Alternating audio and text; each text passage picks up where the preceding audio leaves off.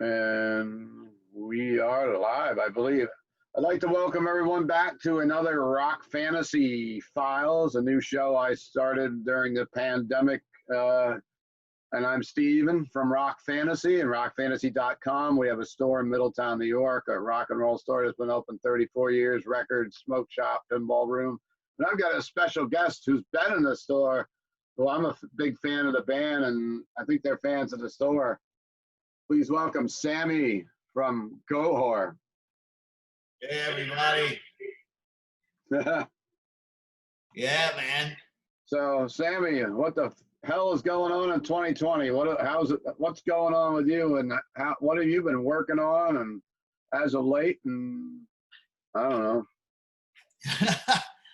Well, 2020, as everyone could know, unless you're on a desert island, is all messed up. Yeah. But, you know, we, as a band, collectively as Goatwhore, you know, we were kind of planning on taking this year off anyway to write a new record. Okay, I was wondering.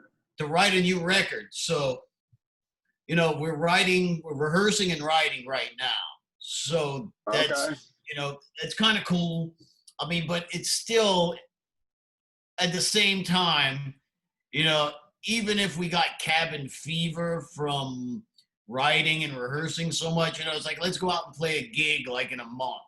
Sure. You can't do that. It's screwed up. You can't do anything right now. Yeah. So, I mean, we've got a couple of things that we're talking about possibly doing, if they're allowing us to do it towards the end of the year, a couple of shows, but we'll see what happens. But right now we're just concentrating on trying to get this new record written and finished. So hopefully we'll be in the studio before the end of the year. Yeah, let's keep our fingers crossed. Like everything that's going on nowadays, you got to take it day by day, because it seems like, I'm in New York. And where are you? Where are you? Are you in New Orleans or? Yeah, I'm in New Orleans, Louisiana. You're in NOLA. Yep. I got a lot of friends up here as NOLA fans. You're my first NOLA guest. So what's it like in New Orleans now? Is everything locked down? Like up here, we're just starting to open up. But I know that like the southern states, it seems like now we're seeing some of the virus going a little wilder. We're up here, we were locked up for 3 months, and now it's died down. So I don't know if that's a, you know, pursuer of what's going to happen to us in a couple months again, because we just got our store open, and some of the restaurants just opened this week up here. Yeah, it's basically the same thing. They've reopened up a lot of the stuff that was shut down for a while, you know, like the restaurants and a couple of bars and stuff like that. It's starting to lean towards that. But then, you know, these geniuses that we have that live here are all going out to these bars without a mask or anything. And then it's like, dude, are you fucking retarded? You know, what's wrong with you? I know that whole debate of like people like sheeple, you have a mask on. I'm like, well, they wear masks in the hospitals. They must work some. Yeah, exactly. You know, I mean, it's not going to disappear overnight, you know. No. It's you have to take baby steps if you want your life to be back to normal, and hopefully they'll come up with some sort of cure or some kind of deterrent to it, and we won't have to wear masks anymore. I mean, if it's the mark of the beast, then give it to me already, you know? Yes. People are saying, oh, you're going to get this microchip and it's going to be the mark of the beast and blah, blah, blah. It's like, give it to me. Please, I want to go on with my life. Give it to me so I can go play some fucking shows, right? Exactly. Or go to a bar safely and have a beer or freaking whatever else, you know? Yeah, exactly, you know? So maybe, you know, some people may not know who Sammy is. Maybe some people watching this don't know who Goatwhore even is. I mean, you guys are working on what album was this you'll be working on now? Is this like, I forgot to do my homework. Was it about the 11th album? Somewhere around there. I'll give you an answer right now. Okay.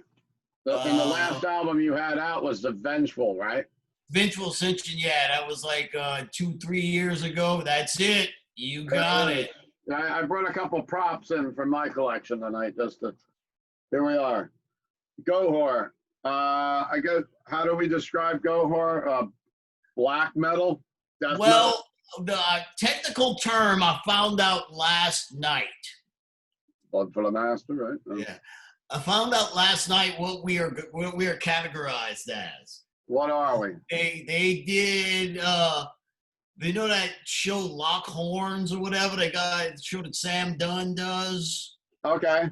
Yeah, he had a thing last night it was on blackened thrash metal. And Joel Grind was one of his guests from Toxic Holocaust. Okay, yeah. And Joel said that we are blackened thrash metal. So I'll take it. Blackened thrash metal. I'll take it. So no death metal in there. Maybe a Blackened thrashing. How about this? Blackened thrashing death metal. With like you take it and you stick it all in a cauldron, and it's like a whirling dervish, and then you even throw a little of the groove metal in, like the Pantera, a little bit. Maybe. Well, I mean, we're southern. Just a little notch. Just throw a little in, you know. Yeah, you know us in Louisiana, we like to cook, man.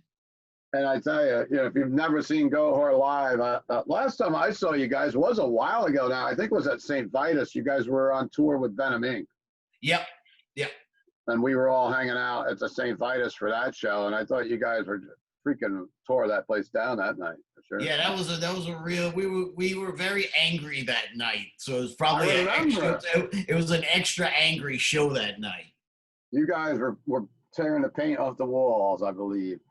So, I guess I got a couple, question for you. Like if they're asking who Goatwhore, as we figured that out, and what got you into music, and could you tell us a little bit about your career? Getting how you got into Goatwhore, and before Goatwhore, how you started out, and what other bands you were in. If you want to enlighten our viewers and Rock Fantasy Files with that. Well, really, I played in a bunch of weird, shitty local bands, just like anybody else. Went through that for a while. Then I hooked up with another group of guys, like-minded individuals in Louisiana, and that's basically what formed. I was in a band called Acid Bath.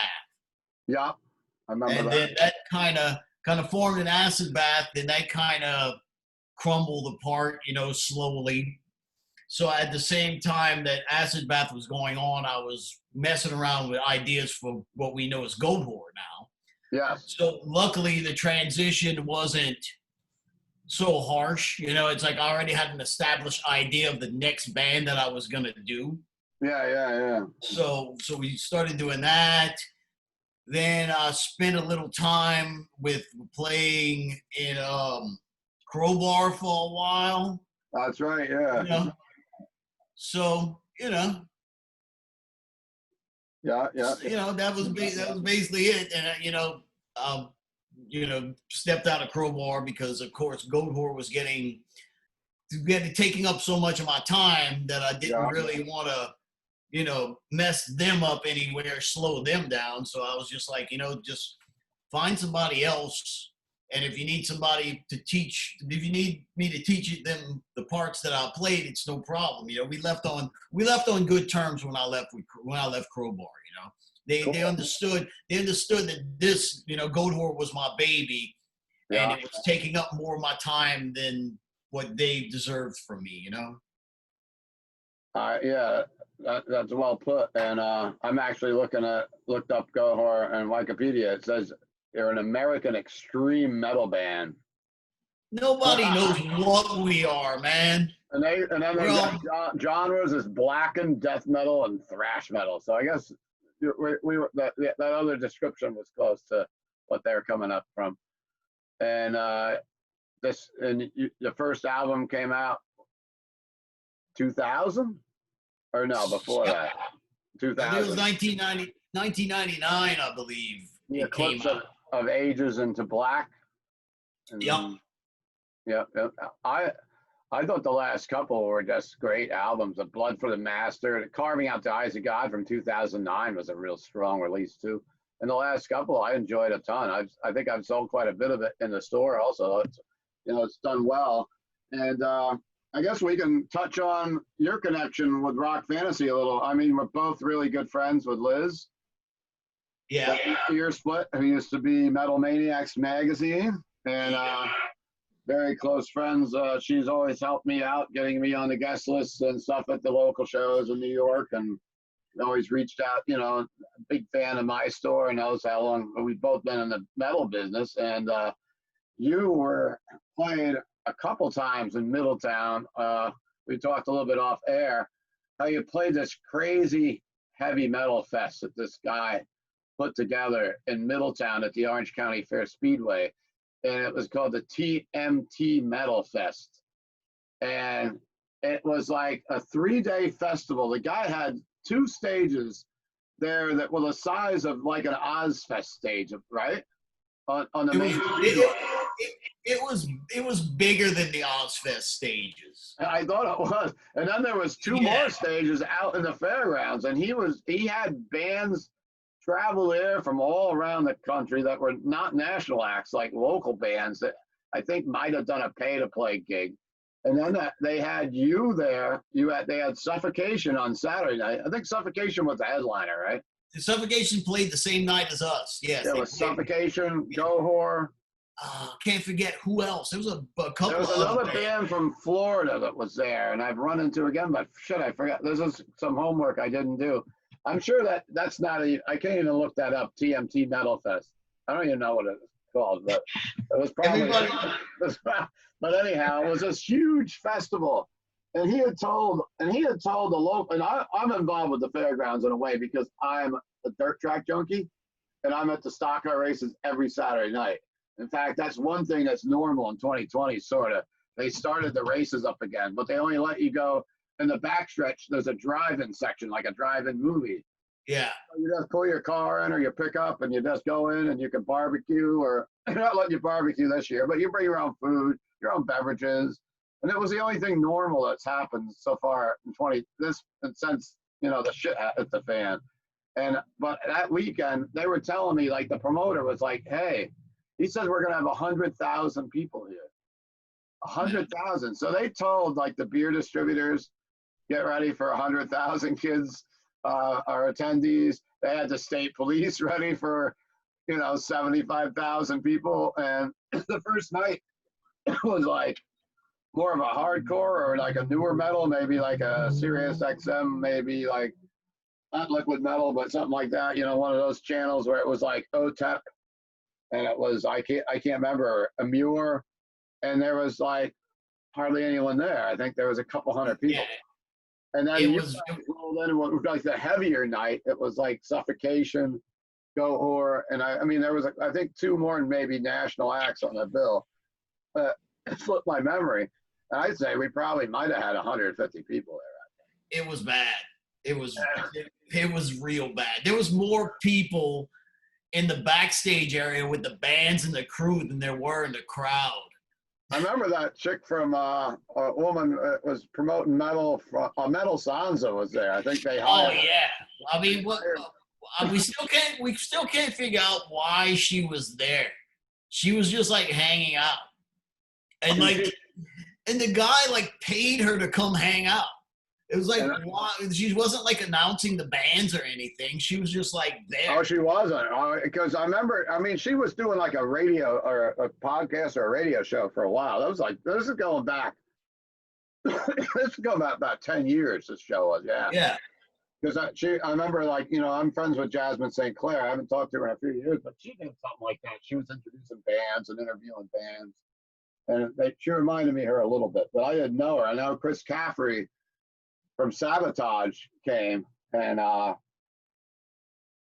he came there really looking for the promoter of the show, which I can't think of his name, and he never paid Goatwhore that night. We just found out before, and he had not paid Chris Caffrey for whatever band he was playing with. I don't think it was Sabotage, but it was another one of his projects. He played one in upstate New York, further upstate, like 2 years before, and that went belly up and bands road money. So like Chris came up to visit like Sansa and talk to the promoter. Of course, the promoter took off by Sunday. Sunday was like the light rock day, and I don't think that anybody was there, and I think he disappeared. I know you know, a lot of the people that worked like the concession stands and cleaned the restrooms that work at the races, none of them got paid. You know, this guy totally bailed on No. everything. Yeah, it was a fucking disaster, man. But it's kind of a Middletown history thing. It's something that we talk about because it was kind of surreal just because of the size of those stages and everything they had there. And the money that must have been put out just to rent the equipment and the stages. So Yeah, man. I mean, it had to be. they could have had Hellfest there, right? Yeah, it was enormous. It was insane. And then you guys, you know, I don't know what you remember about that day other than it was not that many people, but, you know, it was like the core metal head crew from Middletown was there, and that's about it. You know, the ones you'd see at the Chance or whatever else. Yeah, right. And then you guys came back in the, I think around late 90s, no, late 2000, or late, well, probably like 2017. You're probably touring up that last album when you played with Revocation and 3 Inches of Blood, or maybe the album. Yeah. It was the album before that. I think it was for, oh my goodness, which one was it? Constricting Rage of the Merciless, I believe. And that was around maybe 2016. Yeah, sounds, it's 2015, 2016, somewhere around there. And you guys got, and that was a good show. I don't think there was a giant turnout because it was Middletown. But it was a small place, so I mean, you get 50 people in the place that we played, and it's packed, you know. Yeah, we had Crizzy in there that same summer too. So it was a cool little thing for us because it was right around the corner from the store, so it kind of brought back the days of us doing the in-store because we had you guys in for a pizza party and a signing or something in the pinball room, if you remember. Yeah, definitely. Your phone dinged at the same time mine did, didn't it? Yes. So you guys came in the shop and we hung out, and I think we did that little in-store. Yep. We did. It was fun. So yeah, it was a good time, and of course I got to see you guys a few other times since then. You know, I know you played the Chance pretty regular, and on the last tour I saw you, we were talking at St. Vitus with Venom Inc., and you guys were on fire that night. And I don't know, I guess what else we could talk about? What were some of your influences as a kid? What got you into heavy metal? Well, you know, when I was a kid, the thing that really struck a chord in me was when I saw Alice Cooper. Like, just like I saw him like on TV or something performing. I think it was that Welcome to My Nightmare TV special they did. Mm-hmm. I remember kids watching that, and that when I saw that, it just changed everything. You know, I don't even think I was really paying attention to music before that. You know what I'm saying? And how old were you around then? And then I saw Alice Cooper and I freaked out, and then here I am today. So when you saw the Alice Cooper special, what were you, like 10 years old, or? I was really young. I think I was even younger. Younger, yeah. Yeah, I was maybe around 8 or something possibly, but it totally freaked me out. You know, Alice Cooper was your gateway drug of hard rock metal, I guess. Exactly. It's like this is because I mean, even now I recently got that special on DVD. I finally found it. And, some of the spots in the DVD, you know, there's some disturbing stuff in there, even by today's standards. You know. Like, there's some really creepy moments in there, you know? Definitely, pretty much the original showman of the shock, I guess the shock rock or whatever you want. Yeah, horror rock or whatever you want to call it. You know, I saw him last summer still. Yeah, I saw him earlier, maybe earlier this year, later last year, and it was amazing. He's still such a pro, right? Yeah, absolutely. He's awesome. And his band that he has behind him is fucking top notch. It was great, you know? Yeah, he's got Nita Strauss. Yeah. And she jams, and Yeah, she's been practicing, right? I think so. Yeah, I think so. Great looking and really talented. And yeah, I saw Alice last year. He came to Bethel Woods, which is up at the original Woodstock site. Right. Original Woodstock site's about 40 minutes from my store. If you're ever up in this area and you want to check it out, they got a little museum and you can see the original site and they should give you a tour or whatnot. But they built an amphitheater there. They don't do much metal, but last year that was kind of the metal show. It was them and like Hailstorm. And there was another band, like a newer metal band that opened up. And the year before they had Priest of Purple. So, you know, they don't get much metal up there. And there's no shows there this summer, of course. They called everything off. So, like all of us are in 2020 limbo. At least, you know, I'm able to sell some stuff again with the store being open. But knock on wood, you know. Yeah, man. So what did you move on from on Alice Cooper? What was like let's say your first record you picked up or first, I don't know, CD, whatever? Well, my uncle was a really big stoner. So he had a guitar, you know. He never really played. He never played it. He just had an electric guitar. So, and he was a really big pothead back then. So I just go over. He was living with my grandmother, and I go over to my grandmother's house and hang out with him and just mess around with the electric guitar. And he always had like Black Sabbath records constantly played. So you know, that's what really kind of gatewayed me into heavy metal. You know, because I was really into the Alice Cooper thing. Then I heard Black Sabbath, and I was like, you know, the Alice Cooper stuff was a little light. You know what I'm saying? Yeah.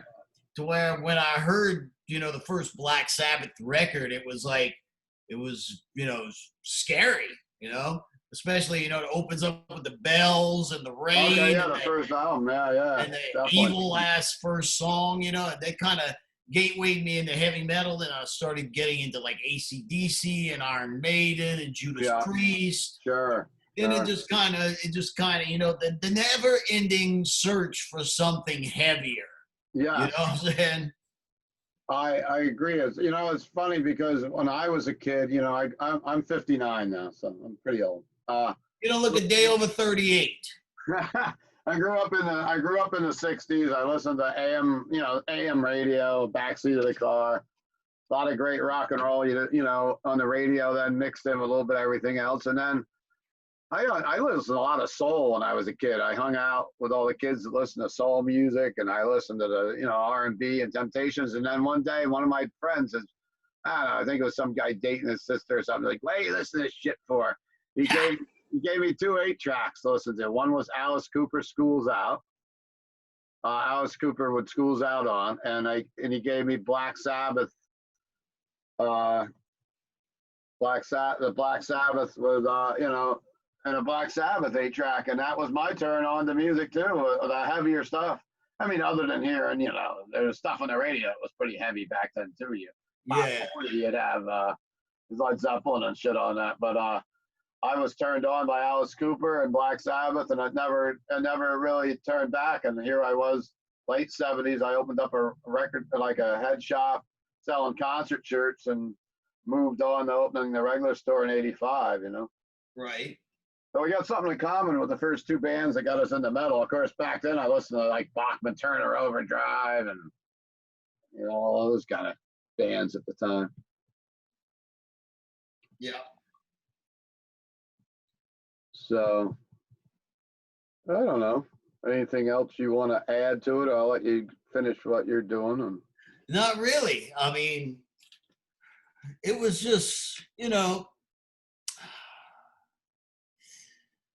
kind of like I said, you know, it started off with the, you know, about today's standards, it would be considered classic rock. Yeah. And it just kind of spiraled into what. Oh, I know what we need to talk about. What T-shirt did I sell you at Rock Fantasy? You sold me a T-shirt of one of probably my favorite band on the earth is a Plasmatic. So I finally found a freaking Plasmatic shirt in your store, and I think that was the last one you had too. I hate to remember that now that you're saying, because you know I get bands coming in and they look, holy shit, you got that shirt. Now a couple weeks ago, my buddy Pete Pardo, we did a show with, we've been doing shows with Slagle, doing like top 10 metal albums and stuff. And my buddy had a Scorpions Tokyo tapes and shirt on, and he bought from my store. And Slagle's like, "Where the hell did you get that from? You know, I don't have that one." And I went up to the store, and because we started the website, and I was putting some stuff on the website, and I found it. So I immediately contacted Brian. I said, "Hey, you want a shirt?" So I sent him. So now he's got a Scorpions Tokyo tape. That's awesome. Yeah. You always have the coolest stuff in your store, though, man. I try, we're trying now still, to do this and keep it going. And I was pretty discouraged a few weeks ago, especially when I was getting $950 a week from the state and the government for unemployment. I'm like, you know what, with all this craziness going on, I'm old enough to retire. Just give me that $950 a week. I'll stay home and pet the dog and take care of the wife and watch TV, But then who's going to sell me Plasmatic shirts? I know. But you don't want to hear that I saw the Plasmatics on Coupe Top Tour. That's dude, it. You want to talk to me no more. Dude, I went to, when I was younger, I was a really big Kiss fan as well. Yeah. And the Plasmatics were on tour with Kiss. Kiss were on tour for the Creatures of the Night tour. Wow, that was a pretty cool one. And the Plasmatics were opening up. But this is what happened. 2 days before they did the New Orleans date, they dropped off the tour and broke up. Oh, my God. So I got screwed out of seeing the Plasmatics by 2 days. That's like at the fairgrounds up here, the fairgrounds where you played back in the 80s. I mean, the reason that was fun for us when you guys came to the fairgrounds, back in the day, the fairgrounds got all the national acts. It was like the PNC Art Center or Saratoga, whatever. And we had one summer, we were excited because Judas Priest was coming, right? Holy shit. Judas Priest was on the road with King Diamond. So we were like, what? Yeah. But guess what? The day before they come there, they dropped off the tour and we got Cinderella instead. That's how it always works, right? Yeah. But I remember a good friend of mine, he lives down in Florida now, went to the show with me for Plasmatics. I'll tell you a Plasmatic story real quick. She would spit little plastic babies into the crowd. That's amazing. It was something to do with like the Butcher Babies. Yeah. With the song they did or something. And he goes, "Steve, holy shit, man." He goes, "I got this. She spit this at me. It's like a little baby." Dude, I would cherish that for the rest of my life. I don't know if he still has it. I'll have to ask him. He moved to Florida, but he used to be my buddy that used to live next door, and we went to a lot of shows together back in the early '80s. The Plasmatic, it was a very heavy show, like her with the TV set, and she was such a powerful front woman. Oh yes, I mean she's still unrivaled to this day, And I hate to say it, she's a little overlooked in metal history, I think. I agree with you 100%. Where you don't hear as much about her, it's just, she was awesome. I mean, another person that reminded me a lot of Wendy L. Williams was Luna Vachon. I don't know if you ever watched pro wrestling. Oh, you could totally get that whole fucking vibe.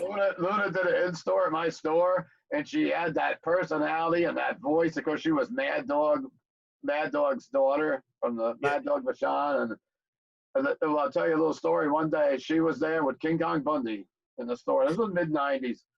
King Kong Bundy was signing, and Alpha the Wild Samoan was there, and Luna came out, and she was out. She kind of dressed like Wendy O. She was real flashy. She had a good body, and she came out, and she was in this real scanty thing with like almost like Gene Simmons wears. She had the thing up, and she was like outside in this car. These two guys were like driving, and they went right through the stop sign and T-bowed the car in front of her. Jesus.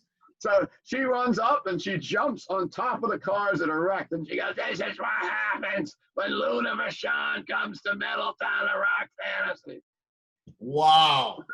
That's insane. But we always, even my wife, we had people that were fond of Wendy O. I said, well, maybe, I don't know if Luna got a little Wendy O for her wrestling gimmick, but they were about the same time going, but they were definitely two legends, and one in wrestling and one in metal. Right. Yeah, it's kind of a crossover thing. Yes. And I don't know. Do you want to add anything today? What were you doing with Goatwhore? You had some gigs this year. You were going to do some side gigs, or you were taking a whole year off, pretty much. we had some stuff towards the end of the year that we still waiting to see what's going to happen. Because, That's true. Yeah, you said that already. I'm sorry. yeah, we were, I figured, we figured about the time that the gigs would happen, we'd start getting cabin fever from riding and all that stuff. Oh, yeah. So viruses and riots and we'll see what happens. I can't. Yeah, I spoke with someone up here yesterday. I don't know how true it is. They said that the Gramercy doesn't plan on doing any shows till February of next year. Our booking agent for Goatwhore said that he doesn't have anything for any of his bands because he handles a lot of other bands as well. And he says he doesn't have anything on the books until next year. Yeah, that's what's happening, I guess. So I don't know what's going to happen.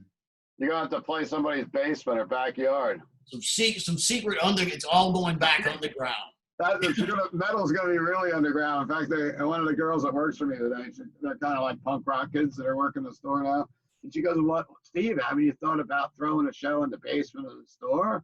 I'm like, "Man, my insurance company in the city would probably kick me out for good." But I said, "You kids could do it. Not in my store, but somebody else's basement." Right. But we're not going to do it in the basement of the store. And we did shit like that when we were younger. But that might be the only way to see a metal show. I already know some like local bands up here that are thought about playing somebody's birthday or something, going out, in the country and playing out in the backyard. And that's about what you're going to see for live shows this year, I think. Yeah, it's going to be weird. Unless you do some kind of, some bands have done like a streaming concert. Yeah. That's an option as well. We've talked about possibly doing that, but nothing's set in stone. We're just talking about it. Yeah. I think Evergrey was just doing one. I know some of the European bands were doing it. And I think Clutch did something. A couple of my friends were watching that. Yeah. All right. I guess we could wrap things up unless you want to add anything more. I think we might covered it, man. We would also like, if someone wants to check out Goatwhore and or buy some merch or buy some records. I mean, I can sell you some records, but of course, where's your website? How do they find you? We have, if you want merch right now, you can get it at a website called pmstarpromo.com. And he has a bunch of stuff in his web store. And there's another web store. It's infernoscreenprinting.com. And you can get shirts there as well. Okay. And of course, they can find you on Instagram. Yeah, they have the Goatwhore they have the Goatwhore Instagram, they have my personal Instagram. If you'd like to follow me, I post a lot of guitars and dumb things. Cool. I do a web streaming thing every Sunday where I take questions, I play songs, I talk with people. Yeah, my buddy Ben, say hello to Ben Worth. He set this up a little bit. He's like, "Get a hold of Sammy, you'll come on the show." Yeah, man. Good. Thanks, Ben, for hooking it up. Ben and my good buddy Don Buchanan is always complaining I ain't been paying enough respect to Nola. Well, there we go. That's because I'm a Tampa Bay Bucks fan. You guys are always playing my team a couple times a year. I don't know if I like him as much now. I got Tom Brady. I always root against Brady. I might have to root for the Saints this year. If we have football, right? I don't know. Yeah. Who knows what the hell's going to happen? And So I got one more question for you, Willie. What are you into other than metal or other than music? Do you collect things? Or you got pets? Or you got what's your other thing to keep you going? The metal is basically my life. Okay. Metal guitars. I collect guitars, but that can be tied to metal because that is something you collect, though. Yeah. Yeah, and I have 2 cats right now. I see a little bed over there. I wasn't sure if it was a doggy bed or a cat bed. The cat bed is a cat bed right near the guitars. I don't know if you can see. I see the bed. Yeah, we can see the house. Oh, man, look at all those guitars. There's you can see the guitars, and there's a cat bed right by it. So they like to come hang out with me when I'm playing and stuff. So that's cool. I got myself a little dog just before the pandemic, and it's been keeping me sane. And pets. Yeah, it helps, man. It helps. Yeah, and we're all like, well, who wants to live through this shit? And I'll say, that dog does right there. Every time my wife says it, I'm like, yeah, you're right. We can't leave now. Right? Well, thanks for coming on today. And this is another episode of the Rock Fantasy Files. If you like this show, please subscribe to my channel. We've got more stuff coming up, and we're going to be doing some pinball talk. We're going to be doing some more metal. We're going to interview Eddie Munster, Butch Patrick next week too. I am watching that one, definitely. Oh yeah, you a Butch Patrick, Eddie Munster. I'm just a horror. I like the old horror stuff like that, like the Monsters and Addams Family and stuff like that. So I'm definitely the Butch Patrick episode. I'm definitely watching it. He's a great guy. He came to our store last year because they put out a Munsters pinball machine. Right. And we purchased it, and then I reached out to Eddie because he was doing he was in the area, and I said, well, what would you want to come up and do like an in-store? And it worked out that weekend. He was doing a Comic-Con down in New Jersey, down by the city. And he had the Monster Coach and the Dragula car there. That's awesome. So I brought the pinball machine down on a Friday. We left the pinball machine at his booth. He came up here on a Monday, and we did a little signing in the store, which worked out pretty good. And then we went to the bowling alley in town, which is also our only music venue. I do shows there and have bands play at the bowling alley. But we had a bowling with Butch. It was like $40. You get a pizza and a pitcher of soda, and you got an autographed bowling pin. And Butch, you got the bowl against Butch Patrick. So that was about a year ago. Yeah. Hell yeah. So thanks for coming on, and thanks for everybody for watching another episode of the Rock Fantasy Files from my crazy blacklight room at home. And like I said, like the video, subscribe. Go listen to some freaking Goatwhore. Go buy some Goatwhore stuff. Keep these guys with some money and some cat food and everything else there. Exactly. My cats are starving. Help me out. All right. Thanks. I'm going to rock on. All right. Thank you, everybody. Man. I'll talk to you soon.